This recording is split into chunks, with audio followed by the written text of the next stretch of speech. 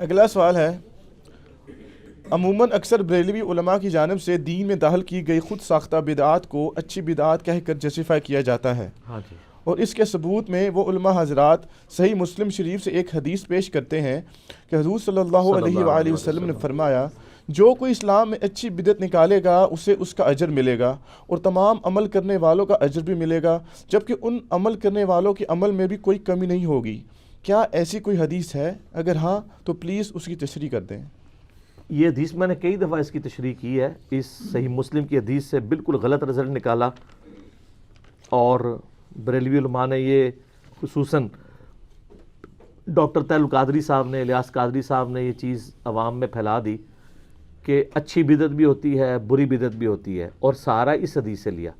اس حدیث میں تو بدعت کے الفاظ ہی کہیں موجود نہیں ہیں، اور یہ اس حدیث کا آخری ٹکڑا بیان کرتے ہیں، اور وہ یہ ہے کہ نبی علیہ السلام نے فرمایا جس نے اسلام میں اچھا طریقہ جاری کیا، سنتن حسنتن، یا حالت رفع میں پڑھیں گے تو سنتن حسنتن، اور سنتن سیئتن، برا طریقہ اور اچھا طریقہ۔ جس نے اچھا طریقہ جاری کیا، جتنے لوگ اس پہ عمل کریں گے اس کا ثواب اس کو ملے گا، اور ان عمل کرنے والوں کے ثواب میں بھی کمی نہیں ہوگی، لیکن لیڈر کو زیادہ ثواب ملے گا کیونکہ انہوں نے ابتدا کی۔ اور جس نے اسلام میں برا طریقہ جاری کیا، جس نے اس پہ عمل کیا، اس کا وبال ان لوگوں پہ ہوگا جنہوں نے جاری کیا، اور جو کرنے والے ان کے وبال میں بھی کمی نہیں ہوگی، کیونکہ انہوں نے بھی تو اپنی مرضی سے کیا نا۔ یہ نہیں ہے کہ حضرت صاحب ہمارا بوجھ اٹھا لیں گے، اس طرح نہیں ہوگا۔ یہ حدیث آدھی پیش کرتے ہیں، اس حدیث کو اگر یہ پورا پڑھ لیتے مسلم شریف سے تو ان کو معاملہ کلیئر ہو جاتا۔ پوری حدیث صحیح مسلم میں اس طرح ہے کہ یہ آپ کو یہ حدیث کتاب العلم چیپٹر میں نا مشکات میں بھی مل جائے گی مسلم شریف کے حوالے سے، کہ ایک قبیلہ نیو مسلم ہوا، ظاہر آپ کو پتا عرب کے اندر بڑی غربت تھی، وہ نبی علیہ السلام کے پاس آئے، ایمان قبول کیا، آپ علیہ السلام نے ان کی حالت دیکھی، کسی کے پاؤں میں جوتی بھی نہیں ہے، کپڑے بھی پورے نہیں ہیں، اور ان کے چہرے بھی ایسے لٹکے ہوئے ہیں جیسے ان کے اوپر کئی دنوں کے فاقے ہیں۔ تو آپ علیہ السلام کا چہرہ انور کے جو ہے نا اس پہ آثار آگے، یعنی غم کی وجہ سے۔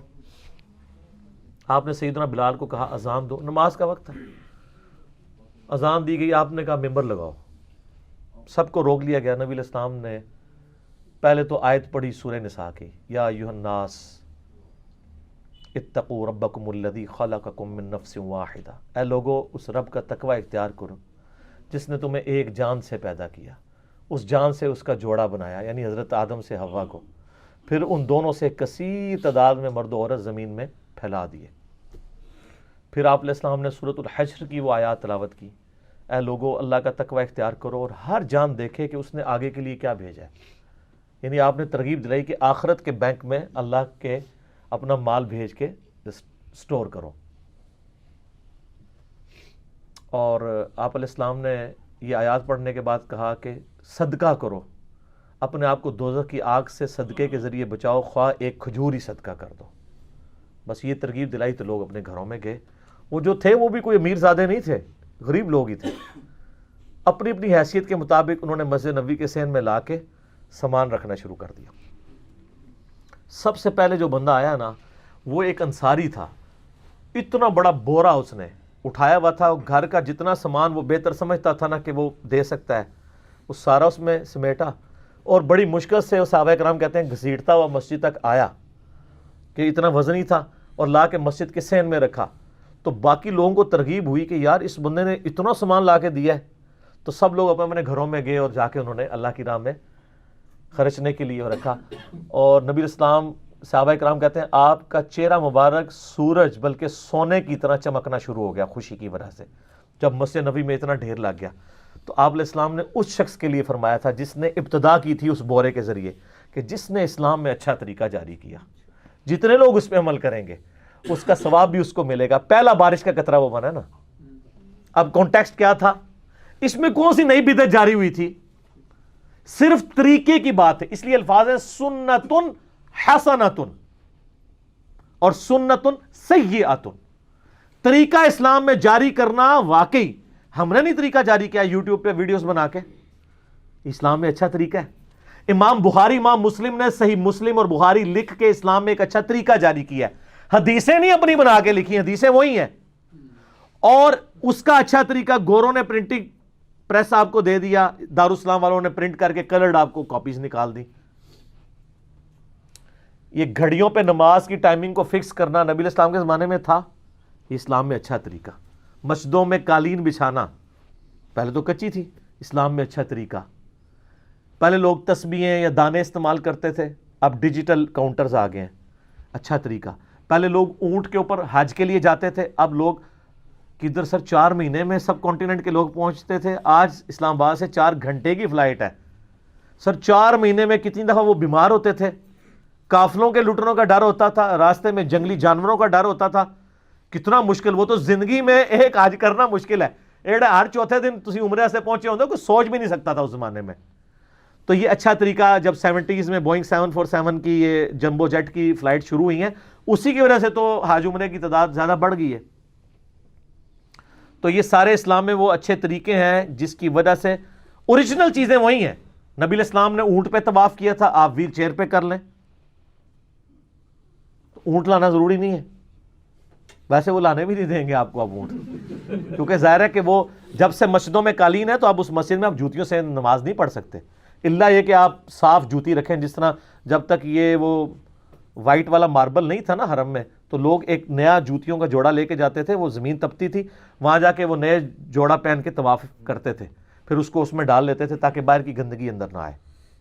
تو یہ سارے اسلام میں اچھے طریقے ہیں۔ سپیکر کے اندر نماز اچھا طریقہ ہے، ویڈیوز ریکارڈنگ اچھا طریقہ ہے، اس کے ذریعے آپ دعوت پہنچا رہے ہیں۔ مکتبۃ الشاملہ سافٹ ویئر، ایزی قرآن و حدیث، اسلام 360، اینڈرائڈ ایپس، یہ سب اسلام میں اچھے طریقے ہیں۔ کیوں؟ اوریجن نہیں نہ تبدیل ہوا، لیکن جہاں اوریجن تبدیل ہوگا وہ بدعت ہے۔ وہ بخاری مسلم میں بدعت کی تعریف کیا ہے؟ من احدث فی امرنا ھذا فہو رد، جس نے ہمارے دین میں جو تعلیم میں نے کیا ہے ایز اے حکم، اس میں جو تبدیلی کر دی وہ مردود ہے۔ نبی الاسلام نے کہیں یہ حکم دیا ہے کہ اونٹ پر ہی حج کرو، تو لہذا اونٹ کو ریپلیس کرنے سے کوئی دین میں تبدیلی نہیں آئی۔ یہ لوگ بدعتیں حلال کرنے کے لیے یہ مثالیں دے رہے ہوتے ہیں، لیکن جہاں آپ الاسلام نے کوئی چیز دین میں تعلیم کر دی ہے، ایک جملے سے آپ نے اس کو فارغ کر دیا ہے۔ کون سا؟ صحیح مسلم میں حدیث ہے، امام باقر علیہ السلام نے جابر بن عبداللہ سے سنی، اور امام جعفر علیہ السلام نے اپنے باپ امام باقر سے سنی، اور کچھ واسطوں سے امام مسلم تک پہنچی۔ 2005 نمبر حدیث ہے کہ نبی علیہ السلام جب بھی خطبہ دیتے تھے تو کہتے تھے اما بعد فإن خیر الحدیث کتاب اللہ وخیر الہدی ہدی محمد صلی اللہ علیہ وآلہ وسلم وشر الامور محدثاتها وکل محدثۃ بدعہ وکل بدعۃ ضلالہ وکل ضلالۃ فی النار۔ کچھ الفاظ ابو داؤد ترمذی کے ہیں، کچھ سنن نسائی کے ہیں۔ آگاہ ہو جاؤ، سب سے بہترین کلام اللہ کی کتاب ہے، سب سے ہدایت یافتہ راستہ محمد کا ہے صلی اللہ علیہ وآلہ وسلم، اور بدترین کام وہ ہیں جو دین میں خود سے جاری کر دیے جائیں۔ اس طرح کے ہر کام بدعت ہیں، اور ہر بدعت گمراہی ہے، اور ہر گمراہی دوزخ میں لے جانے والی ہے۔ تو وہ کہتے ہیں منع کدھر ہے؟ منع ایک ہی جملے میں کہہ دیا نا، منع۔ کہتے ہیں رفع دین کا حکم کہاں ہے؟ حکم ہے نا، صلو کما رأیتمونی اصلی، نماز اس طرح پڑھو جس طرح مجھے پڑھتے ہوئے دیکھتے ہو۔ اس حدیث کو کون روایت کر رہا ہے؟ مالک بن حویرث، اور مالک بن حویرث بخاری اور مسلم میں روایت کر رہے ہیں کہ میں نے نبی علیہ السلام کو غزوہ تبوک کے موقع پر رکوع میں جاتے وقت اور رکوع سے اٹھتے وقت رفع دین کرتے ہوئے دیکھا ہے۔ غزوہ تبوک کے بعد آپ 1.5 سال رہے ہیں دنیا میں، پوری زندگی آپ علیہ السلام رفع دین کے ساتھ نماز پڑھتے رہے ہیں، آخری وقت پہ چھوڑ دینا تھا۔ پوائنٹ ٹو بی نوٹڈ، وہ مسئلہ 70B دیکھ لیں۔ تو اس ایک جملے میں سب کچھ منع کر دیا، جس طرح وہ ایک جملے میں صلو کما رأیتمونی اصلی، جب آپ کہہ رہے ہیں اس طرح نماز پڑھو جس طرح میں پڑھتا ہوں، اب آپ کہیں گے رفع دین کا حکم کہاں ہے؟ انگلی اٹھانے کا حکم کیا ہے؟ بھائی جو صحابہ نے دیکھ کے روایت کر دیا، ہر چیز حکم میں داخل ہو جائے گی۔ یہاں پہ بھی جب کہا کہ نبی علیہ السلام کے راستے سے ہٹیں گے، وہ بدعت ہے۔ اب آپ بدعت کی مثالیں بھی سن لیں، اچھی بدعت بھی، بری بدعت بھی ہے، وہ بدعت ہی ہیں، ٹھیک ہے۔ اسلام کے اندر ایسی چیزیں داخل کرنا کہ جو نبی علیہ السلام نے تعلیم نہیں فرمائی، مثلا قبر کے اوپر اذان دینا، 21 حدیث میں، وہ کہتے ہیں حدیث میں تو نہیں آئی ہے، وہ نبی علیہ السلام کی حدیث ہے نا سنن ابی داؤد میں، جب مردے کو دفنا چکو تو اپنے بھائی کے لیے قبر کے سوالوں پہ استقامت کی دعا کرو. تو سر تو قبر پہ دعا کریں نا, ہم تو کرتے ہیں دفنانے کے بعد. وہ کہتے ہیں نہیں وہ قبر کے سوال ہونے ہیں نا, تو وہ جب اذان دیں گے نا تو اذان میں ان سوالوں کے جواب آ رہے ہیں نا تو اس کو پتہ چل جائے گا. تو یہ دین میں خود طریقہ داخل کر دیا. وہ ڈاکٹر صاحب کی بھی ہے نا, تنویر بیٹا پڑھ, تنویر ہی سی پڑھ. تو یہ اب دین میں نیا طریقہ جاری کیا ہے. جب ہم کہیں کہ یہ کہاں سے, وہ کہتے ہیں منع کہاں ہے؟ منع ہے سر مسلم شریف میں کہ جو محمد سے ہٹ کے راستہ ہے صلی اللہ علیہ وآلہ وسلم, وہ منع ہی ہے, بدترین کام ہے. اور پھر اس میں پھکی بھی دیتا ہوں کہ عید کی اذان منع کدھر ہے, جنازے کی اذان منع کدھر ہے؟ وہاں کہتے ہیں نہیں وہ تو ثابت نہیں ہے. تو آپ کی تو ڈیفینیشن تھی جو ثابت ہو یا نہ ہو, نیکی کا کام کوئی بھی ہے وہ کر لیا جائے. تو اب آپ مان گئے. اور اس کو سپورٹو کتنی حدیثیں ہیں. بخاری مسلم میں ایک حدیث ہے, نبی علیہ السلام نے ایک صحابی کو وضو کے بعد کی دعا تعلیم کی. اس میں الفاظ تھے بنبیک الذی ارسلتا, میں ایمان لایا اس کتاب پہ جو تیرے نبی کے ساتھ نازل ہوئی. اس صحابی نے دعا بعد میں پڑھی تو پڑھ دیا برسولک الذی ارسلتا. تو نبی علیہ السلام نے کہا تم نے میرے الفاظ کیوں چینج کیے ہیں؟ حالانکہ اس صحابی کے الفاظ زیادہ بہتر تھے, سپرلیٹو ڈگری تھی. نبی تو سارے ہی ہیں, رسول تو صرف 315 ہیں. لیکن نبی علیہ السلام نے کہا یہ نہیں کہنا, وہی کو جو میں نے کہا ہے. جامعہ ترمذی میں حدیث ہے, ایک شخص کو چھینک آئی, اس نے پڑھا الحمدللہ والسلام علی رسول اللہ, اللہ کی حمد ہے, صلاۃ والسلام نبی علیہ السلام پہ. تو عبداللہ بن عمر نے کہا میں بھی یہ پڑھتا ہوں, مجھے اس سے اختلاف نہیں کہ آپ پڑھو الحمدللہ والسلام علی رسول اللہ, لیکن چھینک میں نہیں پڑھتا, کیونکہ نبی علیہ السلام نے چھینک کے جواب میں ہمیں صرف الحمدللہ یا الحمدللہ علی کل حال تعلیم کی ہے. اس نے نہیں آگے سے کہا حضور آپ درود کے منکر ہیں. تو یہ عبداللہ بن عمر جو چھینک پہ درود نہیں پڑھنے دے رہا, وہ اذان سے پہلے پڑھنے دے گا؟ ہاں اذان کے بعد پڑھیں. وہ بھی یہ نہ ہو کہ جب بجلی ہو تو آپ پڑھ لیں, بجلی نہ ہو تو نہ پہلے پڑھیں نہ بعد میں پڑھیں, کیونکہ جن کے لیے پڑھ رہے ہیں وہ تو بجلی بند ہے, کیوں نہیں؟ بعد میں پڑھیں. مسلم شریف میں حدیث ہے جس نے اذان کا جواب دیا اس کے بعد درود شریف پڑھا اور پھر الوسیلہ والی دعا مانگی, میری شفاعت اس کے لیے حلال ہو جائے گی الحمدللہ. تو بدعت کے والے سے میں نے 5 گھنٹے کی ریکارڈنگ کرائی ہے, مسئلہ 75A اور B. اس میں نے یہ سارے ٹاپکس اس کی نٹی گریٹیز تک ڈسکس کی ہیں. جو یہ دھوکے دیتے ہیں نا کہ جی وہ اچھا طریقہ, وہ کہتے ہیں نہیں اسپیکر میں نماز جی, وہ جی مسجدوں کے محراب جی, وہ مسجد کے قالین, مسجد کے AC, مسجد کے مینار.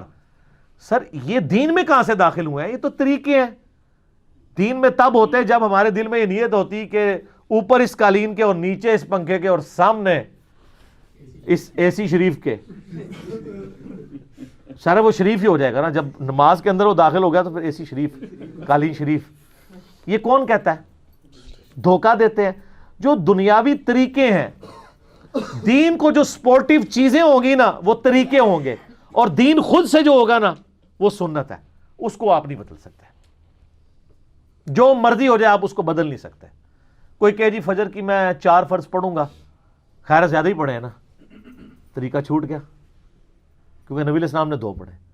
تو نبی علیہ السلام سے ہٹ کے, یہ میرا ایک گولڈن کوڈ یاد رکھیے گا, دنیا کا نیک سے نیک کام بھی اللہ کے حضور مردود ہے اگر وہ نبی علیہ السلام کے طریقے پہ نہیں ہے. اور دنیا کا حقیر ترین کام جس کو آپ اپنے زوم میں حقیر سمجھ رہے ہوں گے, ہوگا نہیں, وہ سنت عمل ہے تو اللہ کو محبوب ہے.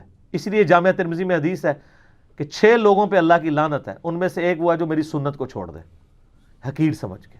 ایک سستی کی وجہ سے چھوڑتا ہے ٹھیک ہے, حقارت نہ کرے.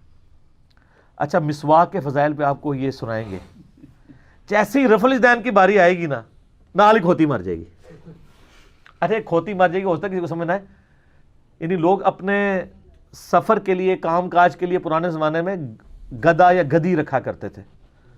تو یہ محاورتاً ایک بات بولی جاتی ہے کہ جب کسی کو کام کہیں نا تو وہ آگے سے یہ بہانہ کر دے کہ جی میرا تو گدھا ہی مر گیا, تو میں نے, حالانکہ مرا نہیں ہوتا, وہ کم جوان دی موت, جوان آدمی کی موت ہے کام کرنا. تو یہ محاورتاً بات بولی جاتی ہے کہ سنتیں صرف وہ انہوں نے عمل کرنی ہے جو بزرگوں نے جاری کی ہیں.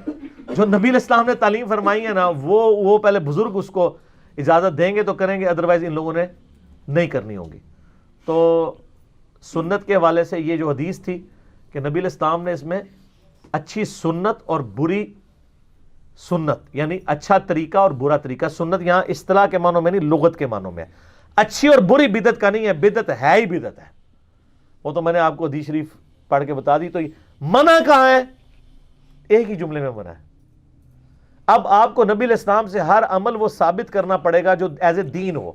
دین کے طریقے کے لیے آپ کو کوئی نہیں کہتا ثابت کریں، وہ کون مانے گا؟ اس کو آپ یہ نہیں کہیں گے. اور پھر مثال اس کی لیتے ہیں جی، دیکھیں جی یہ بخاری شریف تو نبی علیہ السلام نے نہیں لکھوائی. بھئی اصل اس کی دین میں موجود ہے کہ نبی علیہ السلام نے حدیثیں لکھوائیں، انہی حدیثوں کو انہوں نے لکھ دیا. یہ طریقہ ہے. یہ بخاری شریف لکھنے کا ثبوت مسلم شریف سے ہے. اسلام میں اچھا طریقہ. لیکن آپ لوگ کیا کرتے ہیں؟ لکھا ہوتا ہے نماز کا طریقہ، اندر بزرگوں کا طریقہ لکھا ہوتا ہے. میں نے آپ کو بتایا نہیں ہے کہ بہار شریعت میں نماز والے چیپٹر میں وہ ساری حدیثیں لے کے آئے ہیں نماز کے فضائل پہ. طریقے پہ کوئی نہیں لے کے آئے بخاری مسلم سے، کوئی طریقہ ان کے خلاف تھا. اور پھر ساتھ ایک لکھا نوٹ. ہمارا مقصد احادیث سے نماز کے طریقے کو ثابت کرنا نہیں ہے، ہم تو برکت کے لیے حدیثیں لکھ رہے ہیں. رہا طریقہ تو ہمارے بزرگ پہلے ہی کام پا کے ٹر گئے نے. تو لہٰذا وہ کام پی گیا ہے، سانوں بھی وہ کام پی گیا ہے. اسی انہیں اپنے اس کام تو نہیں ہٹنا. ٹھیک ہو گیا.